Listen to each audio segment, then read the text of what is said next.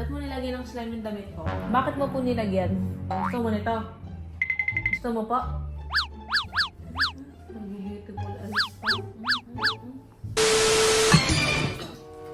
May kasalanan ka daw, sabi ni Tita Vanessa sa taas. Ba't mo nilagyan ng slime yung damit ko? Bakit mo po nilagyan? Natago ko lang. Natago ko lang? Natago ko doon. Asan yung po mo? Natago ko po. Ba't ka nagtatago po doon?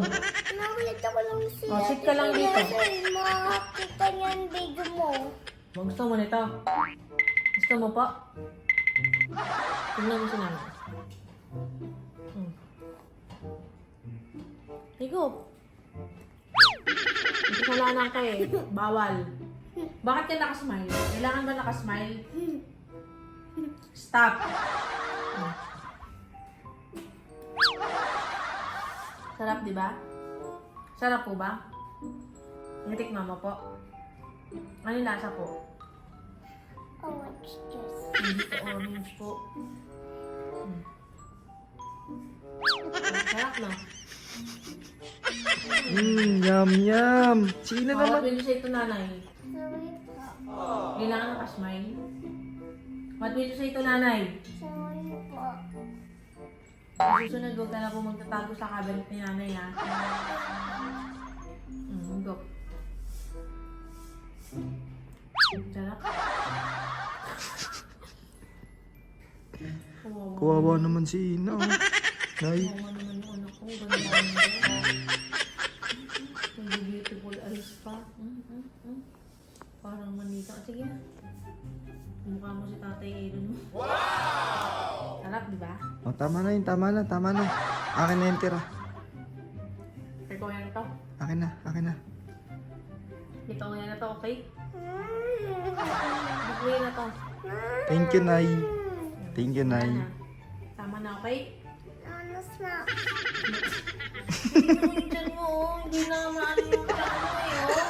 Hindi na ko sarado yung short, oh. Grabe. Tapos gusto mo I want snacks? Sino ang ibig sa book mo? Tita Vanessa? Ganda naman ang hair mo. Sige nga, lampa ka nga. Sing ka muna, sing. I love you, mama. I love you, mama. Binulo. Kabahan yung ina, kaya rason. Sige na. Ito na.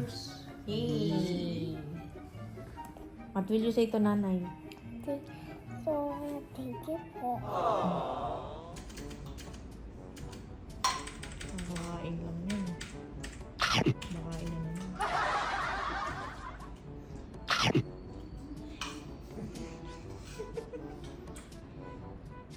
naman. Hindi na kakain. Kakakain mo lang anak, kakain ka ulit. Kakakain. Kailan ito anak? Kakakain lang eh. Yun nga mga anak, at may nangyari nga sa aming hindi inaasahan at yun nga nabangga yung aming likod dahil nga sana papunta kami ng SM Santa Rosa para may bilhin sa aming computer. At binaba na nga ni Tatay Elon para makipag-usap doon sa nakabangga sa aming sasakyan para nga mabilis nga lang at hindi na mag-cause ng traffic dahil nasa may highway kami. At buti na lang talaga meron agad-agad na traffic enforcer dito at hindi talaga sobrang lakas nung impact na nangyari. Kasi kung ganun kalakas, grabe siguro tatagal yung pag-uusap namin. Kaya ayan, mag-iingat po kayo sa pagdadrive lalo na ngayon magpapasko. Nga, nabangga tayo. Oo, hindi naman sinasadya, diba? Magki-Christmas eh, so okay lang yun. Diba? Paayos na lang natin, huwag na natin paano kasi si Madam yung nakabangga sa atin namutla, diba? Tapos humingi siya ng pasensya. Alam mo yung kagandahan eh, maganda yung gano'n dahil alam mo yung mali mo, ikaw yung magpapasensya, hindi yung ikaw na yung nakabangga, ikaw pa yung parang high blood o galit, diba? So, yun. Ganda naman yung pag-uusap namin, inayahan ko na, diba? Ayun, Merry Christmas din po sa inyo. Kung napapanood nyo po itong video na to, mag-ingat po kayo sa susunod. Alam naman po natin na magpapasko talagang ang traffic eh talagang kahit saan na kalsada. Mag-iingat po tayong lahat, no? God bless, Merry Christmas po sa inyo lahat. Christmas po. Ayun, malapit na tayo dito sa pupunta natin. Actually, kung kailan tayo malapit, tsaka tayo nabangga.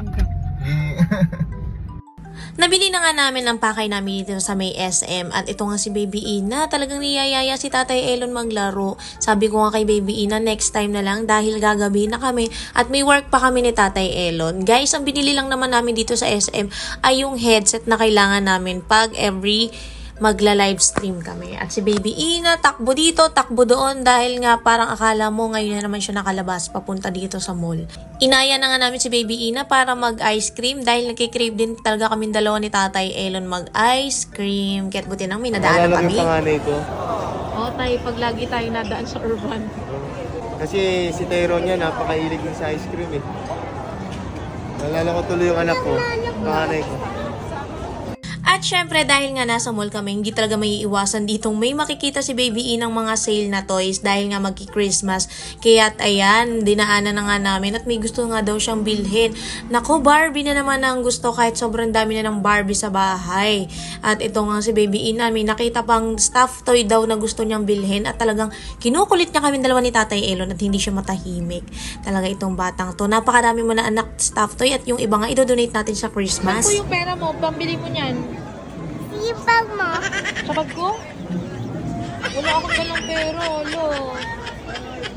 Halika na. Balik mo na yun dun, anak. No.